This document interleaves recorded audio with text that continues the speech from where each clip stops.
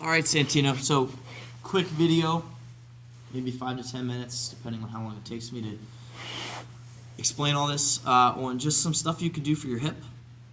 Even if it's not still bugging you all that much, I think this is a good arrow to have in your quiver so that you can address something as soon as it happens. And this is stuff that I do every single day. If you want to, they call it prehab instead of rehab. If you want to prevent stuff or mitigate injury, joints have to work well, and this is the best way that I found, in my opinion, for joints to work well is to isolate them and make sure they work well independently so that they can work well interdependently. So things have to work well and nice to by themselves before they start working well together. Okay, so we're gonna move to what we did, what I actually showed you like last week, which is on our back, just working on what we call capsular CARs. CARs is controlled articular rotation, so working on how well the joint actually moves by itself actively. So I'm on my back, knees at 90 degrees. I'm going to externally rotate, which means bringing my foot towards my other leg as much as possible. You can add a little bit of tension here, right? Tight through the core, other leg is totally locked up. Hold for a few seconds. No pain here. There should be zero pain as you do this. If there is pain, less range of motion. And then you're going to internally rotate. So bring your foot away from your other leg. This is always the hard one. You might feel some good stuff, some cramping going on out here. That is all good as long as there is no pain.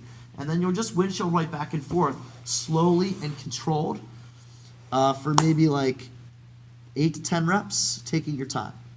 If that is easy and there's no pain, then you can progress this to standing. So what I would do is lean up against the wall and then use the wall to brace.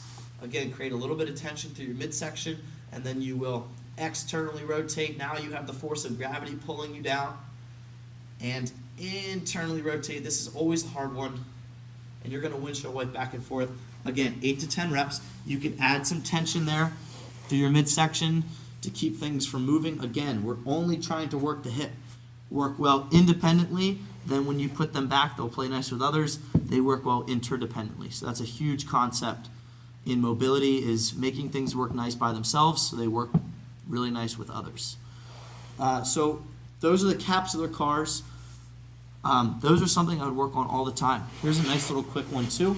You can do seated, which would be just straightening the leg, pulling the toes back towards you, and then you can rotate down and out. That's a nice way to get rotation in through the hip. You can also do it standing the exact same way. So you would just stand and do it.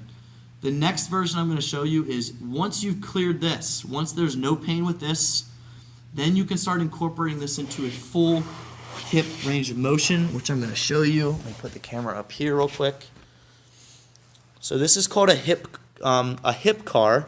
Again, controlled articular rotation, and it's, in my opinion, the best way to make sure that your hip is doing hip things. So if a hip doesn't work like a hip, it's going to call on the lower back.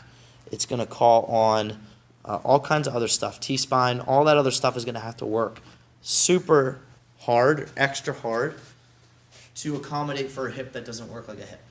Okay, so when we do this, and this is what I would call prehab, right? This is making sure things don't get hurt. This is mitigating injury, preventing injury, which is possible, but only possible through making joints work really well.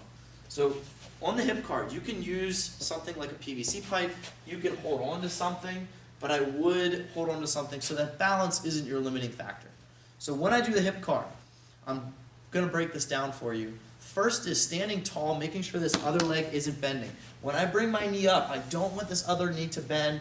I don't want to lean back. I don't want to kick back like this. Stand as tall as you can. Pretend you're casting concrete. The only thing that moves is the hip and leg that we're working on. So I stand tall. This other leg is locked out, tension through the core, say 30 to 40%. From here, I'm going to bring the knee straight up. Now, keeping my hips facing you, I'm going to bring my knee out to the side. So notice I didn't come with it. That's no good. So bring the knee straight up, kick the knee out. Now watch my foot. I'm going to switch my foot and my knee, try and get my foot higher than my knee, And then once I can't anymore, bring my knee back to meet the other knee and finish half of a rep. To reverse it, I'm going to kick straight back. Bring the knee up to the side. My hips are again facing you.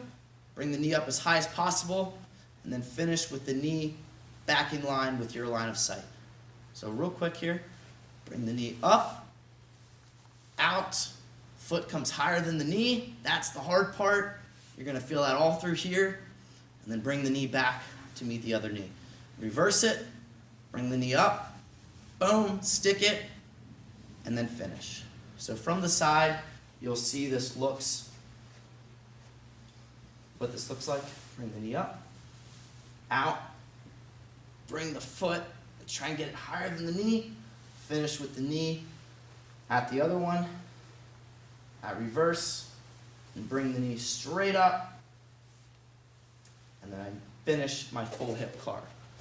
So go slow on these. In terms of how I would approach those, it's always better to go slow. Speed hides need.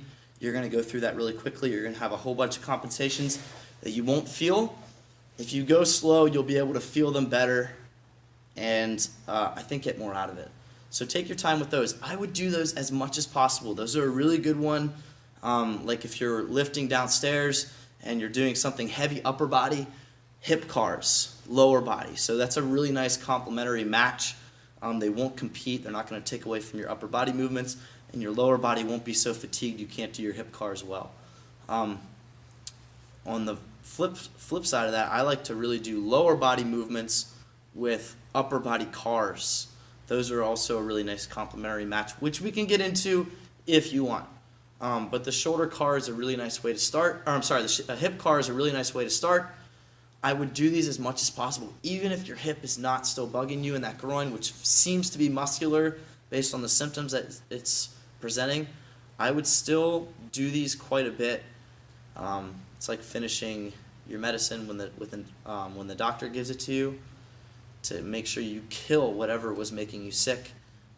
Let's make sure that your hips work well so that you can actually do your job and make a living. Okay, so let me know if these don't make any sense. If you want to show me them while I'm in class, I'm totally fine with that. But just let me know, give it a look, and I'll see you in class.